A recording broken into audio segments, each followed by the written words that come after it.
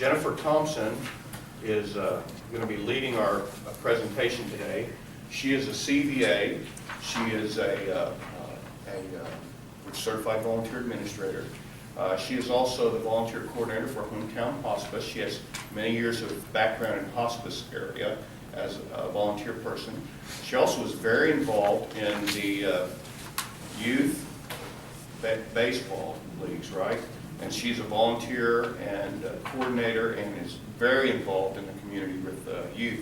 And so listen to Jennifer. She has good things to say. Come on up, Jennifer.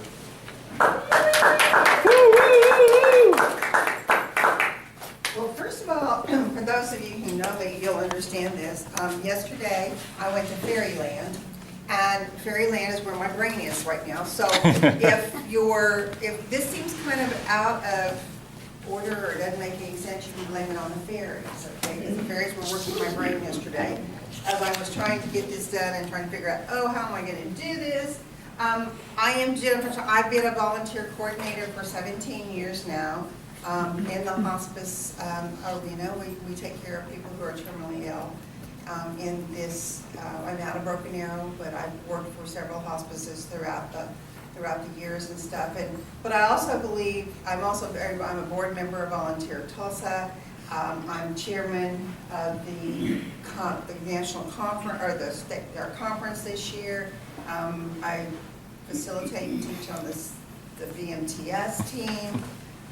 So I try to stay involved in what's going on. I am involved, or I'm stepping down from my youth baseball organization after 5 years. It was just, I had to decide to cut back some things because I'm a full-time caregiver for my husband. So it's gotten kind of crazy, and I'm getting older and I'm feeling it. So we're going to talk about develop a program mission, which I thought I'm actually subbing for the person who was originally going to do this presentation, and so I really had to stop and think about what this meant. So my first question is, what does it mean? What does it mean to you when you hear the word develop a program mission? What do you think about? John? Well, I think about what is my program going to do. Okay. Not really a goal so Right. much, but as to what are we around for? Yeah. What's our purpose? I guess. Right. I feel a rallying point, a centralized hub to make all our awesomeness happen. Well, I didn't think about that. Did you not enter Fairyland just? I'm always in Fairyland, you know that. What do you think I do all day? Well, anyway, one of the things was, are we in this mission thing, are we creating the organization's mission statement? Most No. of us in this room are probably not, because the organization probably has been in existence long before we came, and unfortunately, volunteer coordinators don't get to sit at the table to make those kind of decisions, unless you are a board member for that. And having been a board member for several organizations and trying to create a mission statement, or where, what we're going to do, where we're for, why we're here, is not an easy thing to do. So we probably not, it's part of what the program has to do, but it's not something that we do. Bless you. Creating the volunteer department mission statement. Yeah. Yes. All right. Show of hands. How many of us have a volunteer department mission statement? Woohoo! Guess what? That is one of the things that, if you're making a list of things that you need to do, this is one of the things that you need to do. I mean, it's just like the mission statement. You look at your organization's mission statement and you go, what is my department here for? Just like you said, John, why is my program available? We'll talk a little bit about what you need to put into it again in a little bit. So, completing a needs assessment. We have to complete a needs assessment to put a program together. We have to know why we have to want a program. Why do we want a program?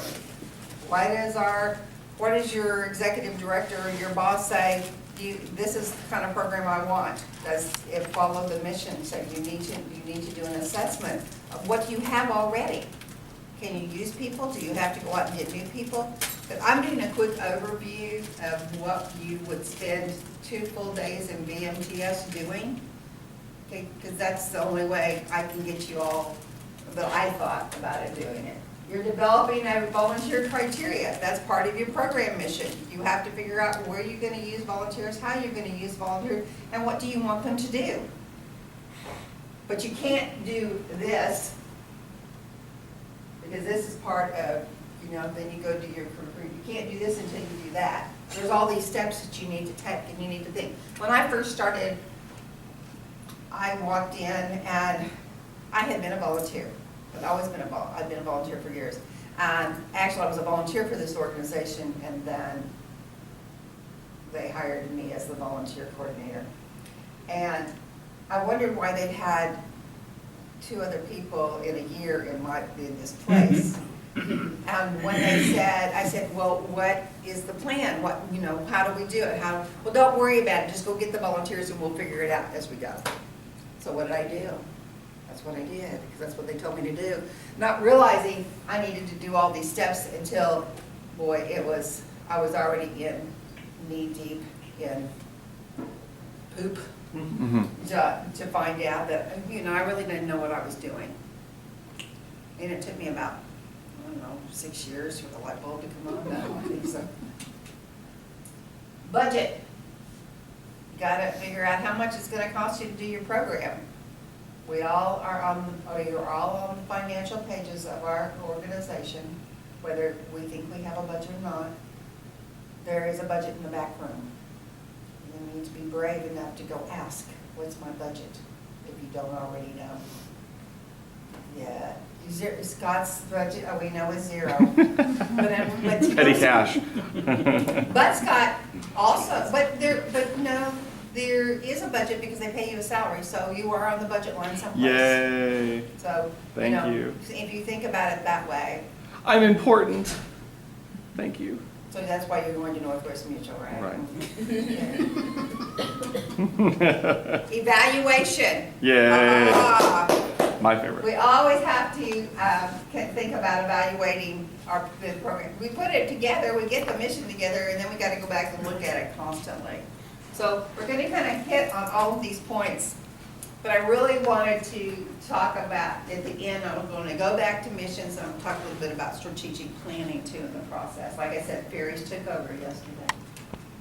Okay, so I kind of changed this. This is out of BMTS, but I kind of changed the wording because I thought the wording was more appropriate today. So remember, proper planning promotes positive performance. Poor planning promotes poor performance. Not only for your volunteers, but for yourself.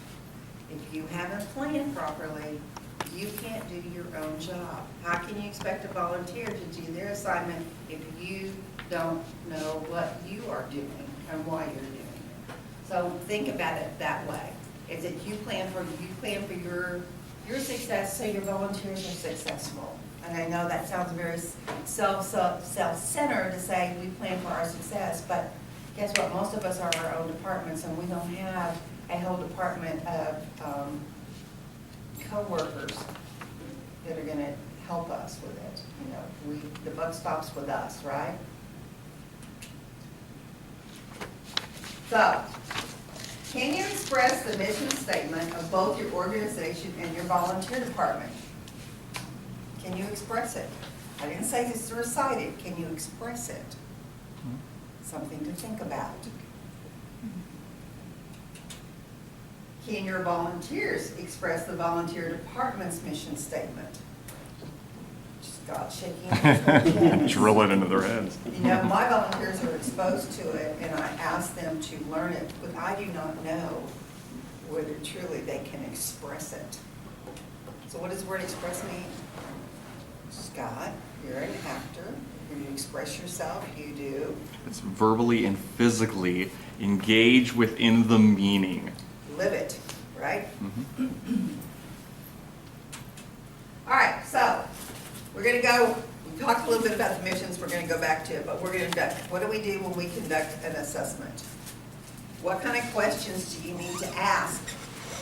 You may ask yourself. Hopefully you have a group of people that are helping you do this analysis.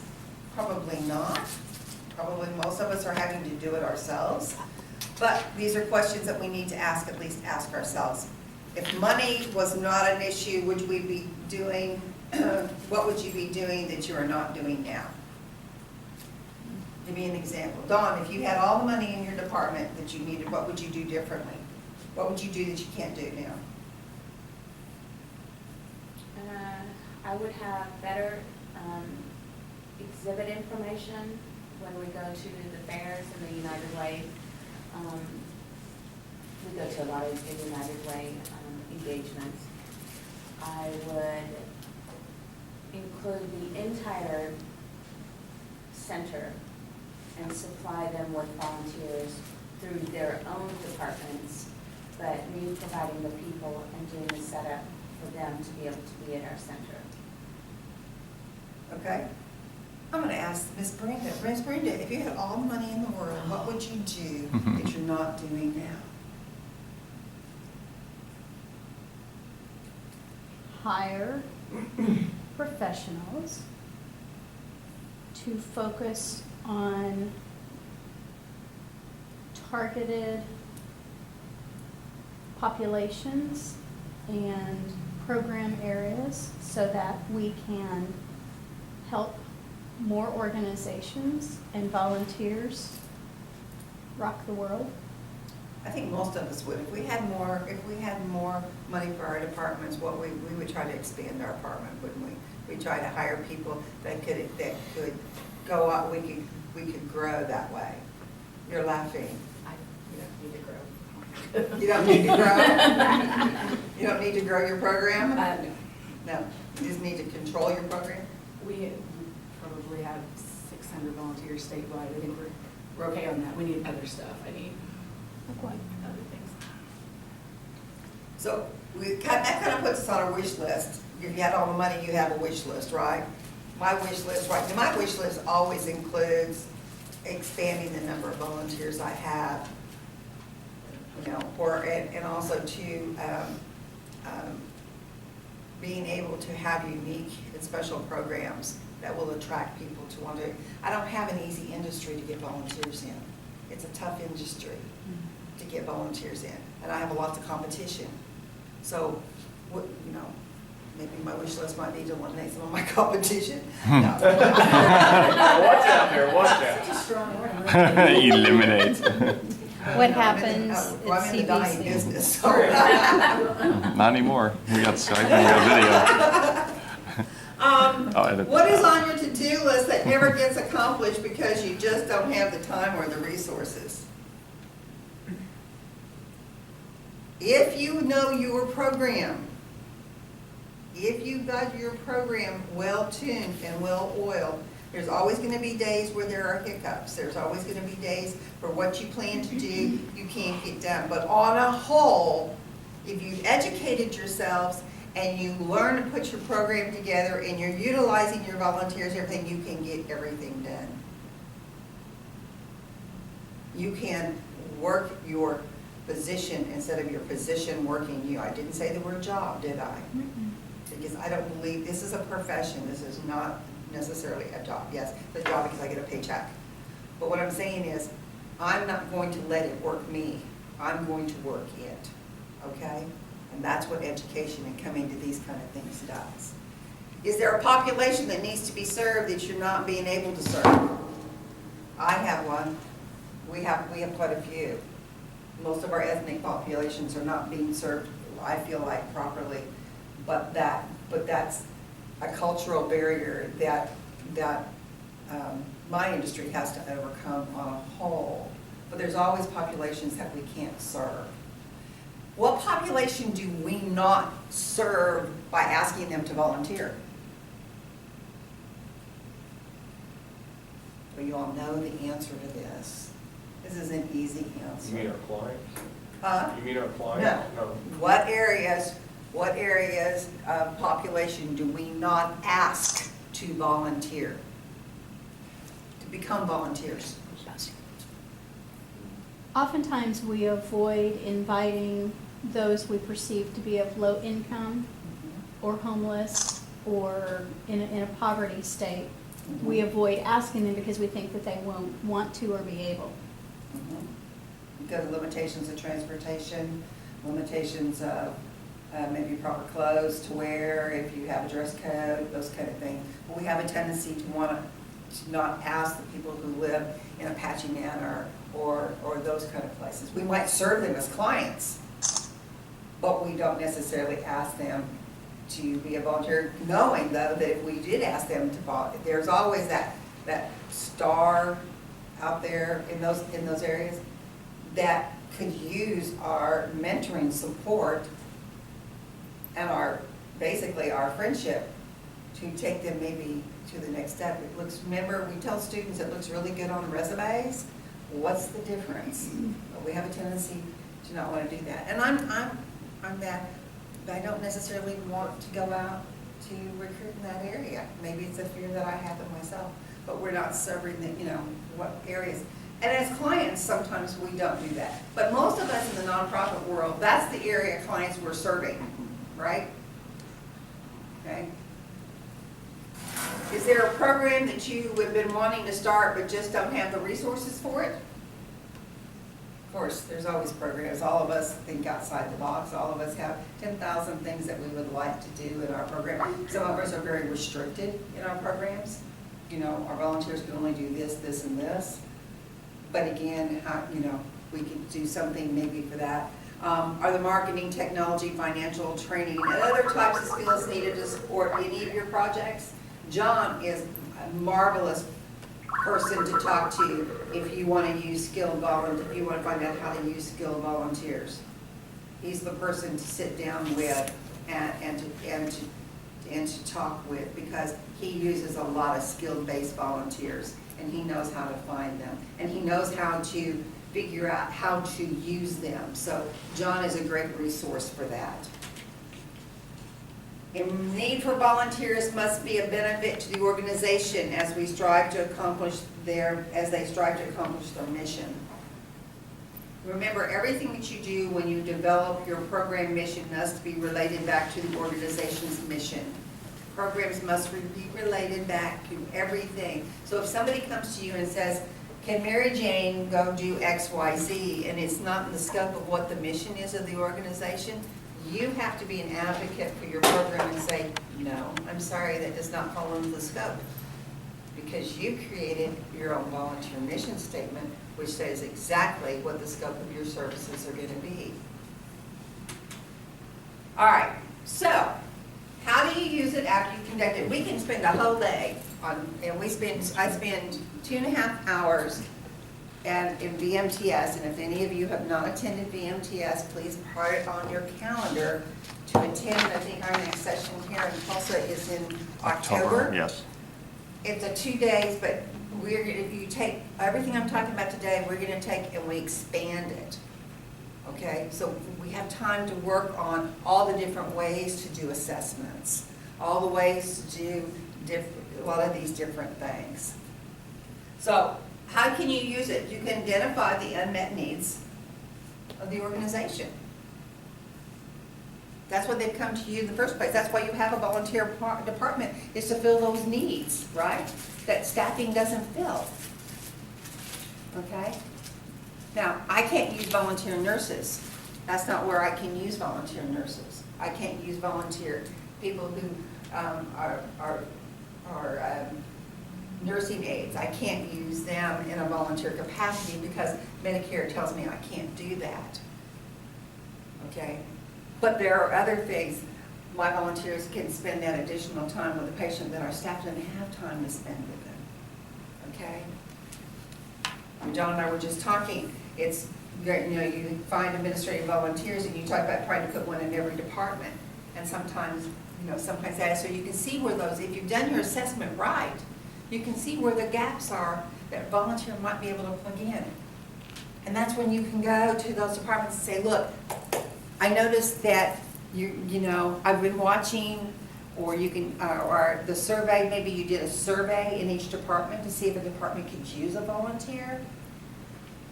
I've noticed from your survey that you indicate that you need a kind of volunteer. Let's sit down and figure out what kind of volunteer it is, and would you be willing to supervise that volunteer in this department, or is there somebody in your staff that would be able to supervise?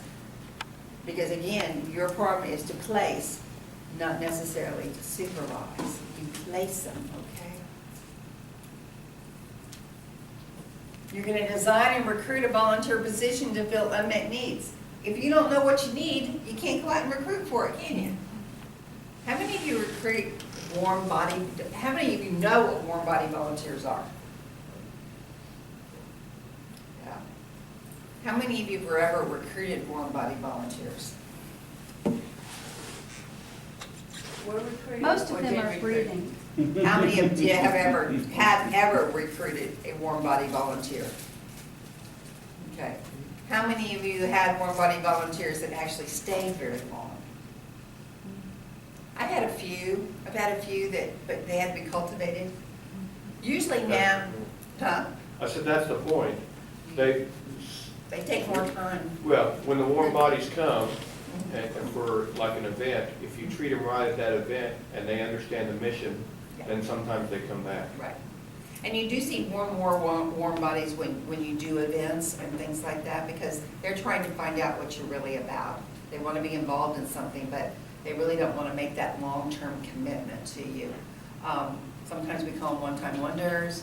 We have a lot of different, or one-time nightmares, whichever the case may be. But I've recruited volunteers on warm body volunteers, because when I started in Bedford, they told me just go get volunteers.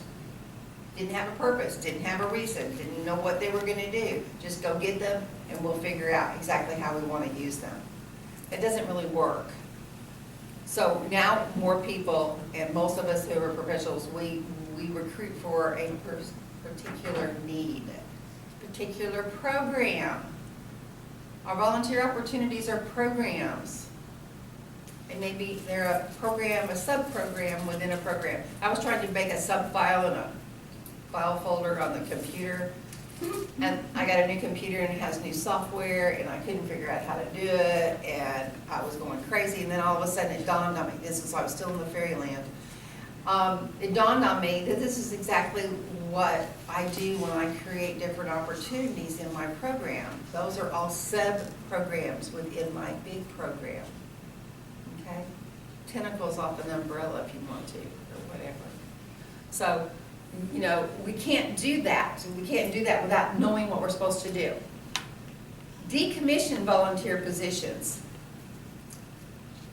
Has anybody ever decommissioned? Do you even know what decommissioning a volunteer thing? That means you don't need it anymore, or it didn't work. So we're just going to eliminate that opportunity.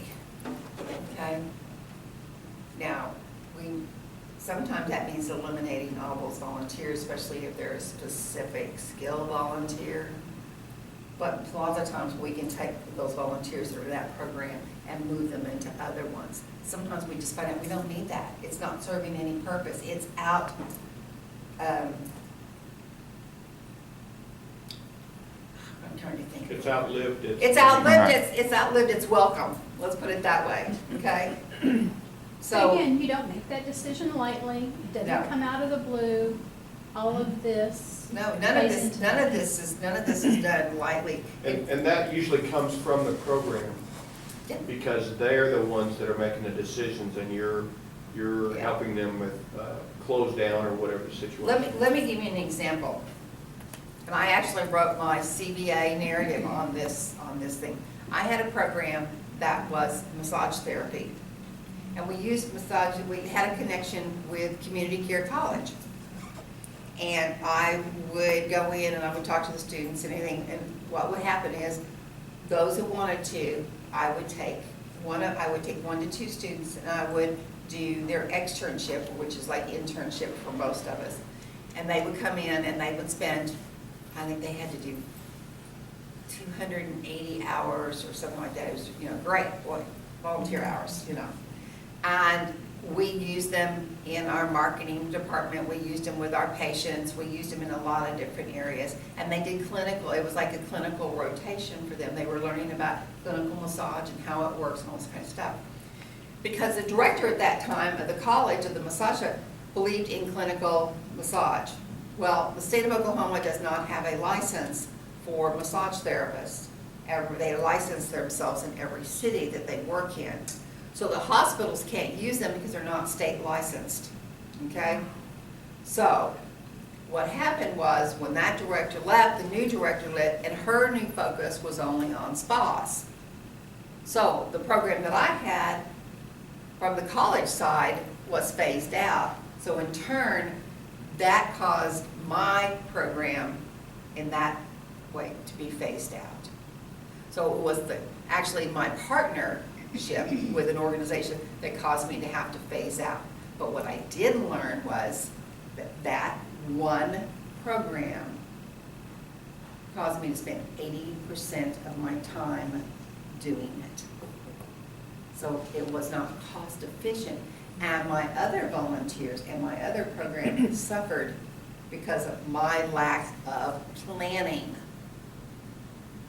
Okay? So it was one of those things that, you know, sometimes you do that and you just have to decommission stuff, sometimes by your means, sometimes by external means. Help identify an organization's baseline for which you can build your evaluation plan and process. Okay, getting to talk this morning. Again, you're building the baseline for your program here. You're finding out what the baseline is, and then you're gonna develop from there. Okay, you gotta do your recruitment, you gotta do your position planning, you gotta do everything from there.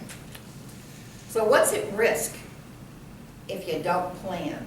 Or, because I'm using this from the negative point, but if you don't plan properly, if you don't develop that program mission, what's at stake? First of all, it's your organization.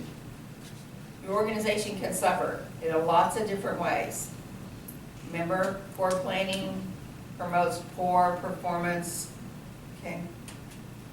The volunteers are also at risk because you may not be thinking about how you can use them. You may not be communicating with them well. You may not be advocating for them, supporting them, making them feel a part of the cause, making them feel a part of the program. Volunteers, remember, can walk out as quick as they walked in. So that's a risk that you take if you haven't done your program development right. Your client and your service provided. If you haven't planned right and you send a volunteer out, your clients and your service could be in jeopardy, could be at risk, right? Stephanie, hello. Stephanie, if you didn't train your volunteers right, or they didn't know what to do when they're working on a blood drive and stuff, your future clients and your services could be at risk, couldn't they? That's right. Very much so. The majority of my volunteers, customer service is tantamount. Yeah. I mean, how many of us have ever fired a volunteer? And it's usually because they've done something that has put this at risk and the organization at risk, right? Mm-hmm. Goodwill. Remember the old saying, if a volunteer is happy, they'll tell 10 people. If they're unhappy, they'll tell 100, plus they'll tell the media, plus then PR has to get involved to try to put out the fires and all this kind of stuff.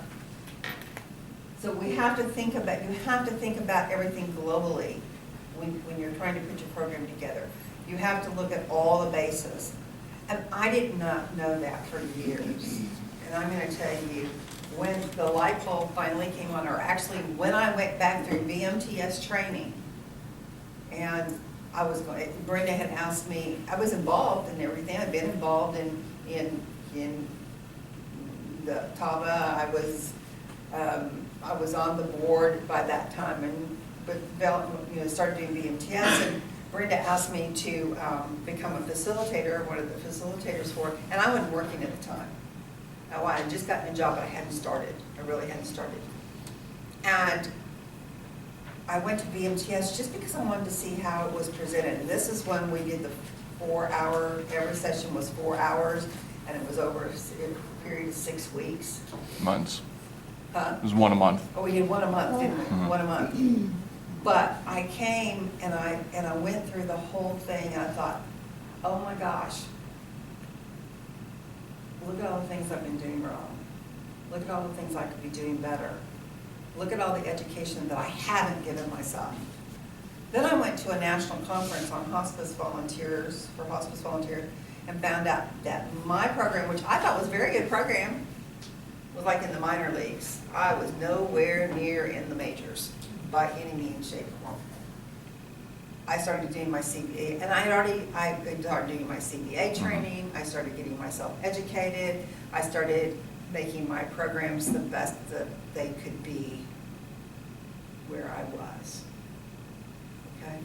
May not have been whatever, but I felt good about my programs. And my volunteers stayed. I didn't have retention problems. Okay?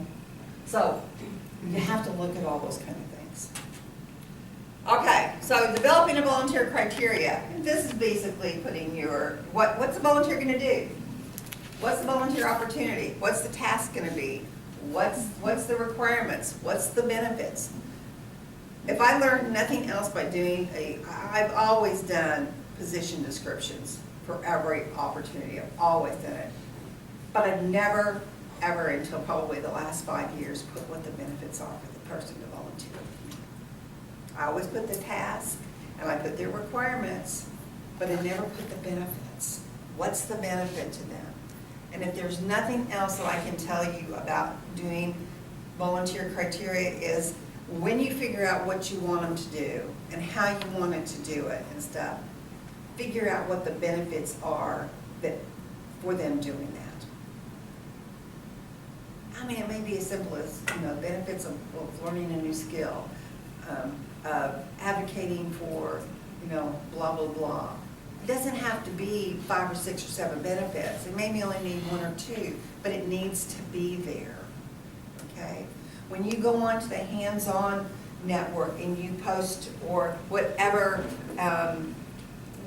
software, network software you use for recruiting volunteers online, and believe me, that is one of the best ways to recruit. That, I don't have to cold call. I have the things coming into me. I get 1 or 2 or 3 inquiries every month, and for hospice, that's a big, big thing, okay? I don't have people knocking on my door wanting to come in, okay? But if I don't tell them what the benefits is of them becoming a part of my organization, they can go down to the street to the next one. They can go over to Infinity Care and Latrice, oh God, is it? I always get the 2 of you mixed up. That's Latrice. And Latrice, okay, I got it right this time. Latrice will give them the benefits of coming to being part of her volunteer family, So one of the things is that, you are a marketer, but you're also a salesperson, but you also want them to come in. I'm hurrying, I know. Writing a good position description needs to match with the mission statement of the organization and the volunteer department.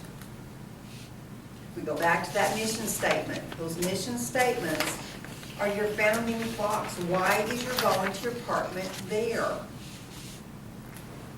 Just because your boss says you have to have one, or just because the federal government tells you you have to have a volunteer department?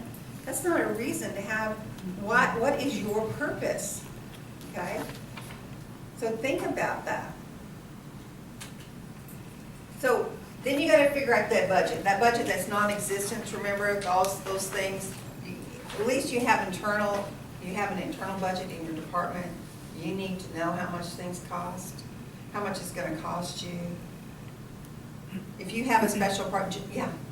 What do you do if they won't tell you what the budget? Well, you know how much your salary is, right? Yeah. All right.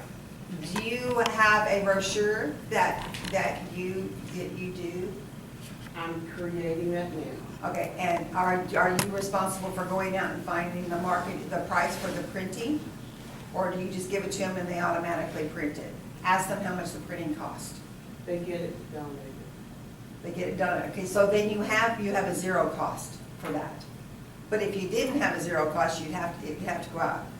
I had to go out and get 3 quotes the other day for a newsletter for us to decide whether we were going to have our newsletter printed or whether we were going to continue to print it internally. So we were trying to do a cost analysis of it.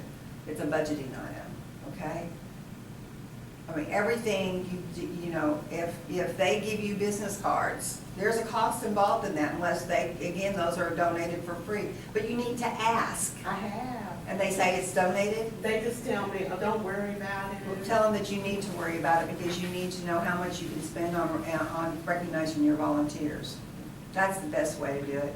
That's how I found out what I needed to recognize my volunteers, and I needed to know how much money that I could spend. Could I spend $25 per volunteer? Could I spend $10 per volunteer?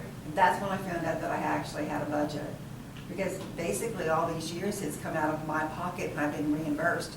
I learned how to nickel and dime people really, really well. So for them to reimburse me for my expenses means that there's a budget line there.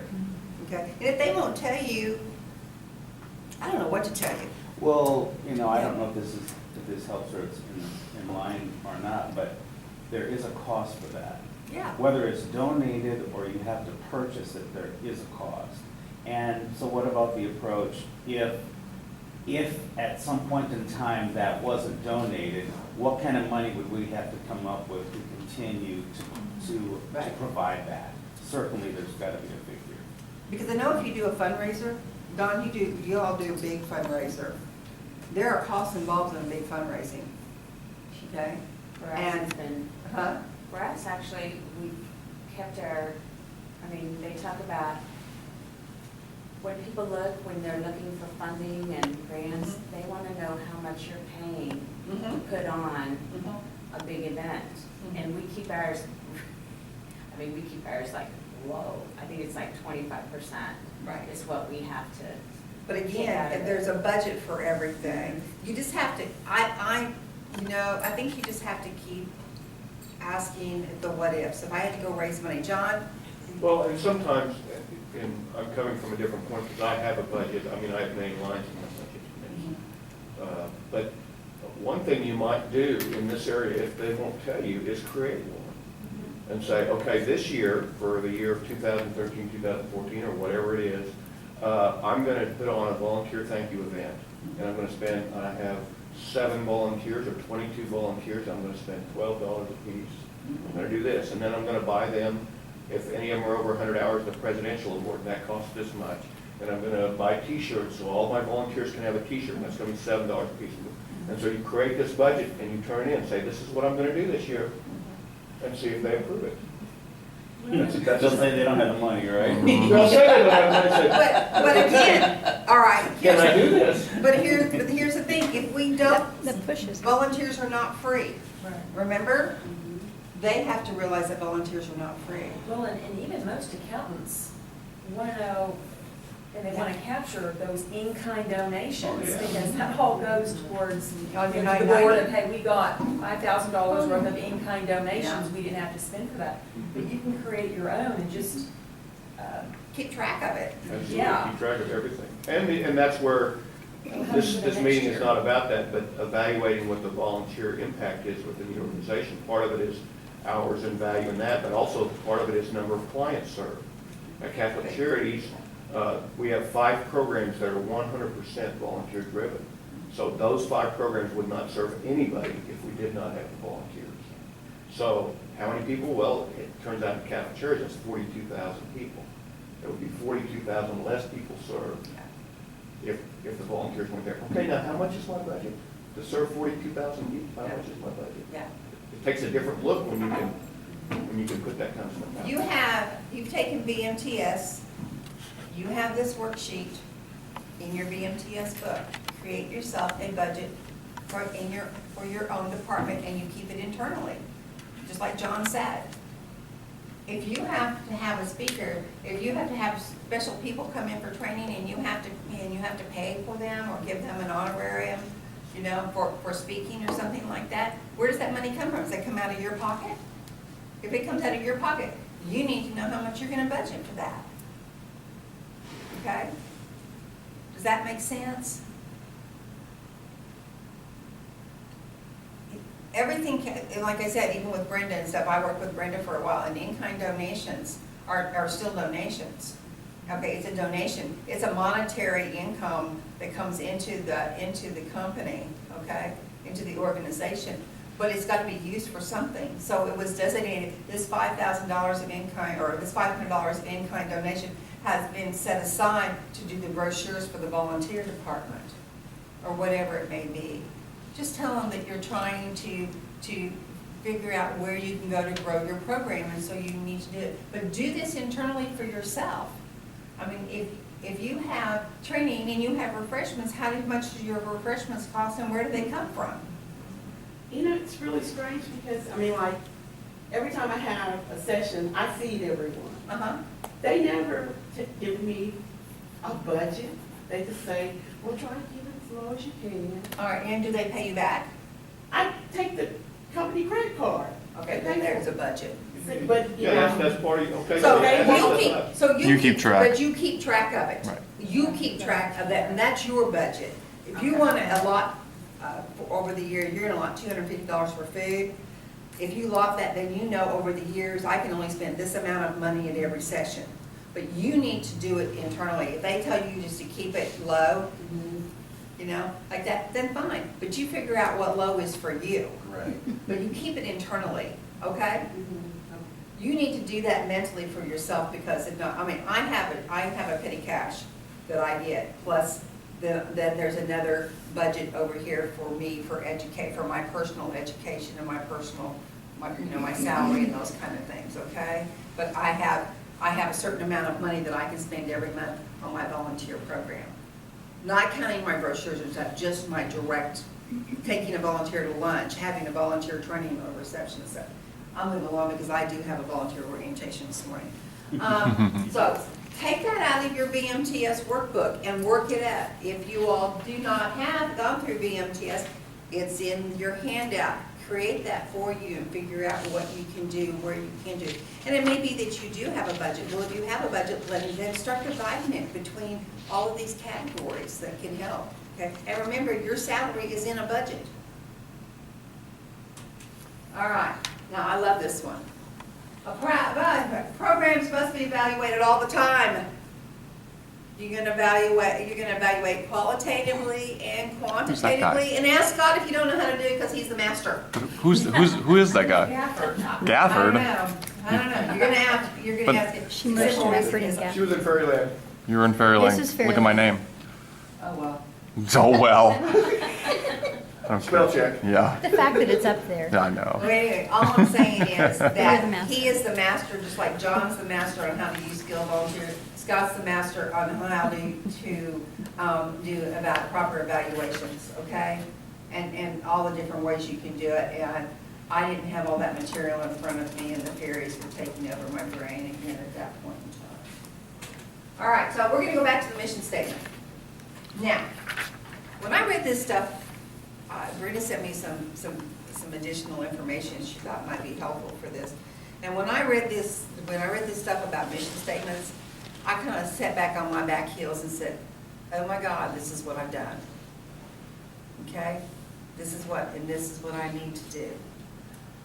Most of us have, I taught VMTS and I teach you to write your mission statement, your purpose statement, and it's generic, isn't it? It's very generic, okay?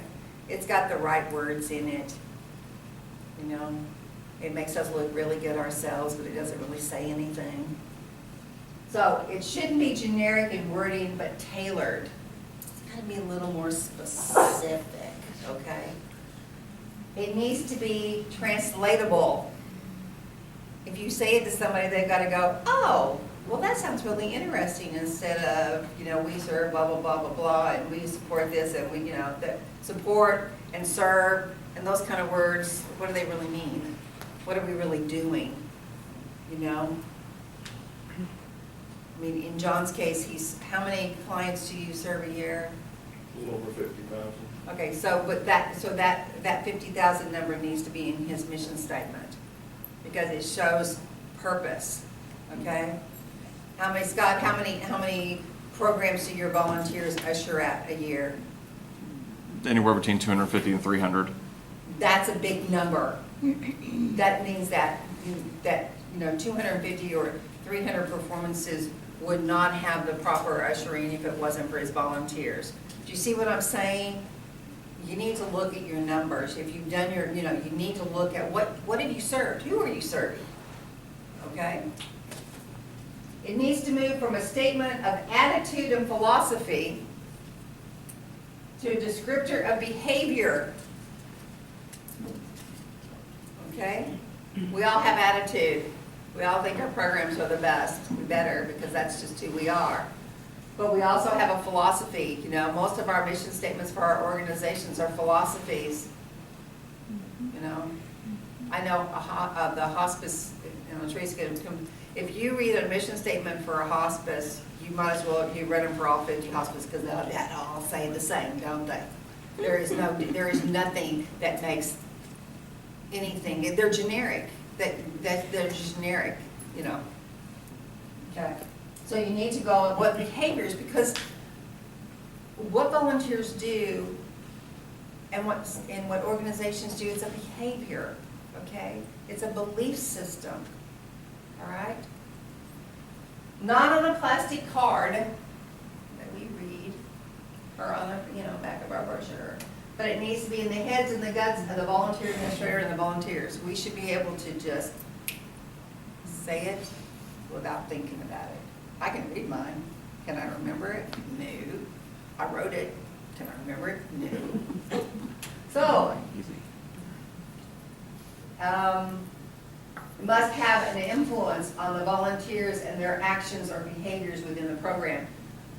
The mission statement should reinforce what we want our volunteers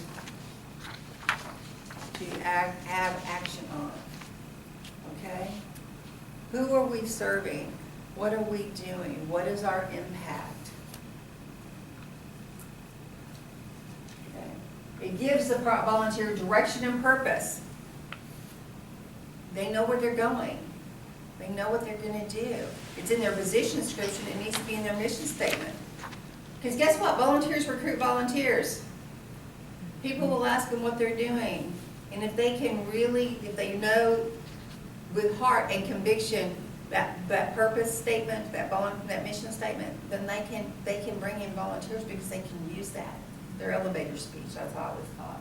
It reinforces the reasons they volunteer with you. Every time they read that, they know why they're volunteering for this organization. Because they are a part of a group that serves 50,000 people a year. That's a big deal, okay? Do you see what I'm saying? We gotta take it from generic to dynamic, okay? It gives you authority to lead and manage. We're all leaders, right? Hopefully we're leading our program. We're not just sitting behind the desk and pushing papers, which is the managing part. Part most of us would rather not do. We'd rather be out there, really be out there in the trenches with our volunteers, because that's where our hearts are. So, it needs to define who you are, what you do, and what you achieve. That's the part that mine is lacking, is what I achieve. I feel like, when I went back and looked at it. So now I'm going to go back and rework mine, because remember, you're always supposed to be reworking your program. So, it goes back to this one. Can you express the mission statement, both of your organization and your volunteer project? It's expressing it, not just saying it, okay? And can your volunteers express the volunteer department mission statement? Do they have conviction? Do they have passion? They came to your program for a reason, because they believe in the cause. Well, you've got to give them the ammunition to continue to believe in that cause. And that mission statement, when they get in doubt, they can go back to that mission statement and look at that, and that can reinforce what we've done. All right, so strategy planning. Didn't you like, Scott, I learned how to do this, figured this out yesterday, how to work on this. I do transitions and Yes. Animation's good. Yeah. I'm excited. Yeah, I just didn't figure out how to put the noise in. Oh, that's easy. I'll show you. So the strategic planning, which is planning your program, involves both the mission and the vision, but also the most important beliefs. Beliefs are the foundation for both the mission and the vision. When an organization was formed, they organized because they had a belief that there was a need in the community. sometimes as we go along, we forget that belief. We get wrapped up in all the other little things, but we forget the reason why we really were there. We forget why we're there. And we don't want our volunteers to forget why they were there, because without them, we can't exist as an organization, as organizations. We can't operate. So our belief, we have to have that foundation of a belief. Why are we there? Why are we serving this? What made us want to do this in the first place? Beliefs integrate what we think and what we do. Remember when you were a kid, you know, you were taught the difference between right and wrong? We all have a belief system, a personal belief system. We all have a set of values. We all have ethical beliefs. We all have ethical values. Okay, we got that from being a child, you know, as a childhood. It doesn't necessarily think. It translates a little bit differently in our professional life because there is a difference between personal beliefs and professional beliefs. Okay, but it integrates what we think and what we do. Belief is character. It connects the volunteer department's focus to the personal energy of the volunteer administrator and the volunteer. The focus of the department, why are we there, translate into the energy that we and our volunteers need to do to perform what we do. Does that make sense? So when we're doing strategic planning, we're looking at all of that, okay? When we're building our program, we're looking at what's our focus going to be? John said it in the very beginning. What's my focus? Not my goal, but my focus, okay? But without beliefs and energy and character and that kind of stuff, we can't put it together, okay? So why plan? We're going to do this quickly because we're going to bring clarity and agreement on a mission and vision. My mission statement and my vision, you all know what vision is. Vision is what we hope to accomplish in the future, okay?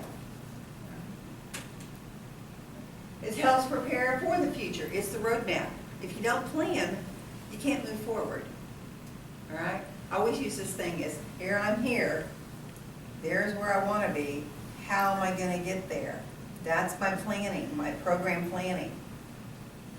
If I go in and there's no program in place and I have to create a program, I'm creating a program for the beginning, but I'm also creating a program for the future, okay? Something that can be sustainable, that can carry on, but can be improved on and can be developed so that if I leave, the person who comes in behind me doesn't have to recreate the wheel. They can just pick up where I left off. They'll put their own little tweaks in it. They'll put their own little character beliefs into it. They'll do that. But the foundation is there, okay? Helps anticipate and manage change. I don't know how many of your organizations have a lot of changes all the time go on in the organization.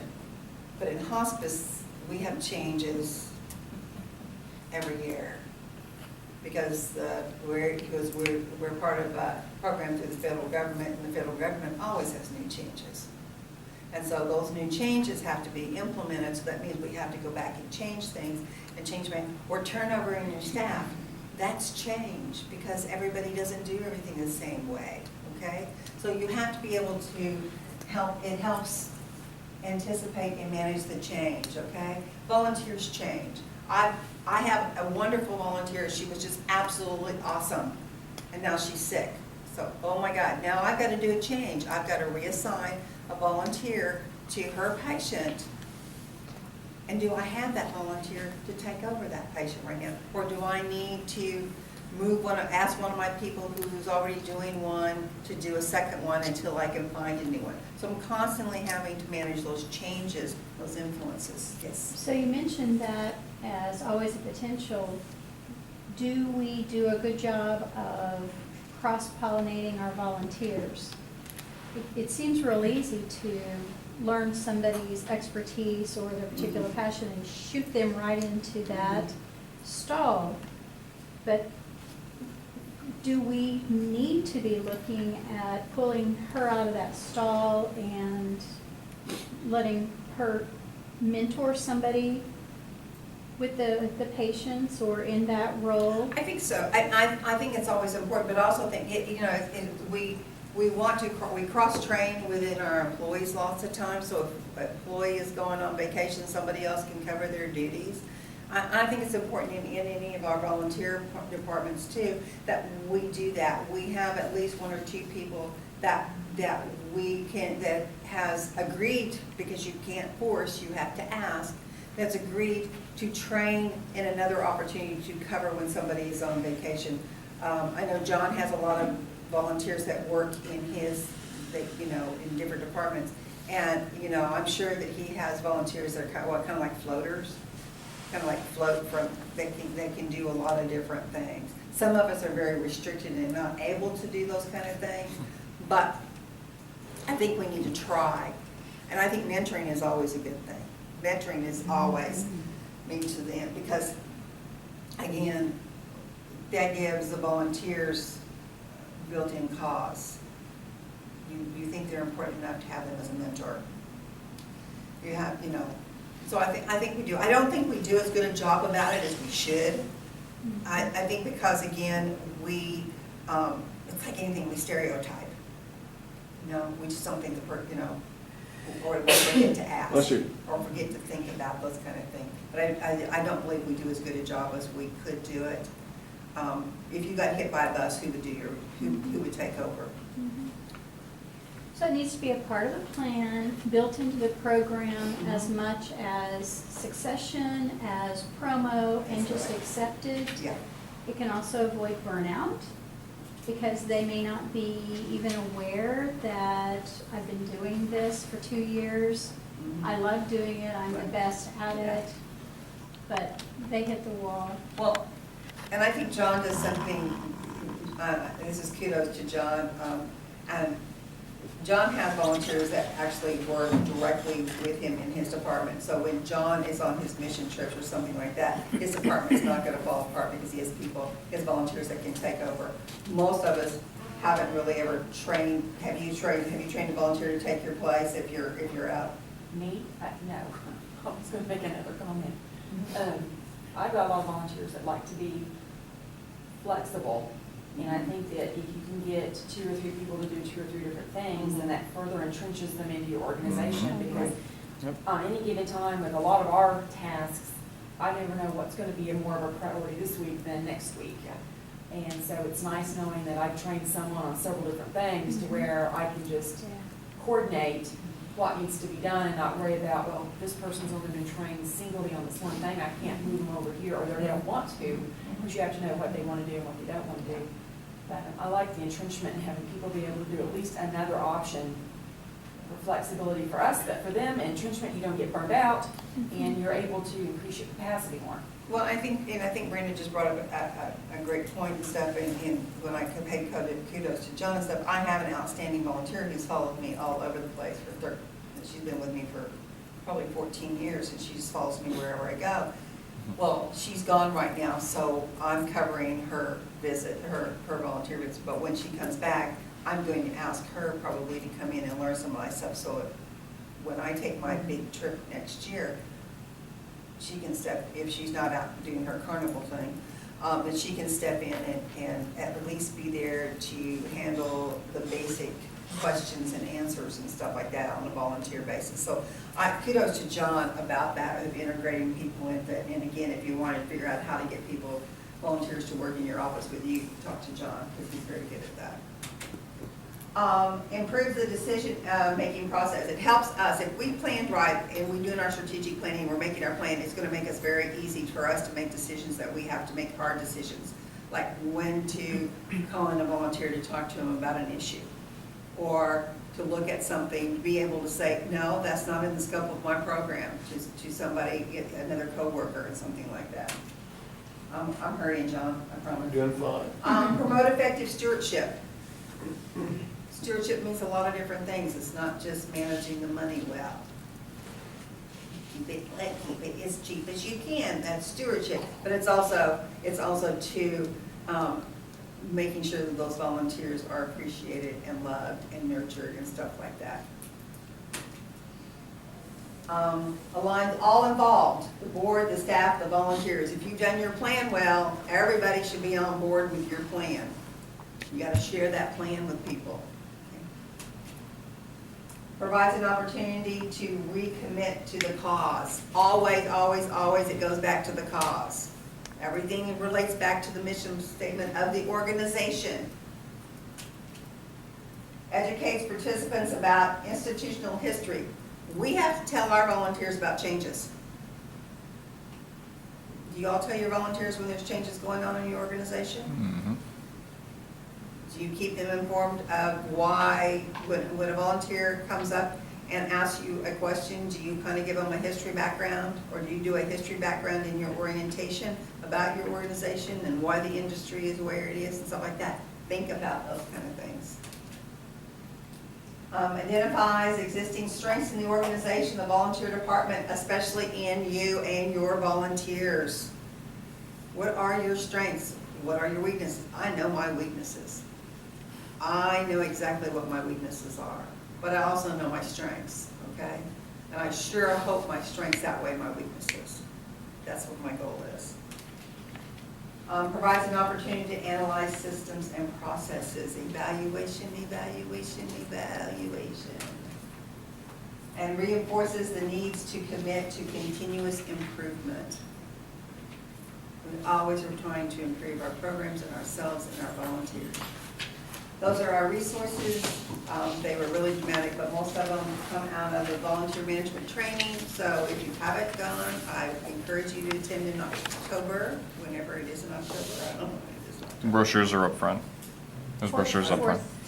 It's the 4th and 5th, 6th, 7th, somewhere around there. Okay. Y'all have any questions?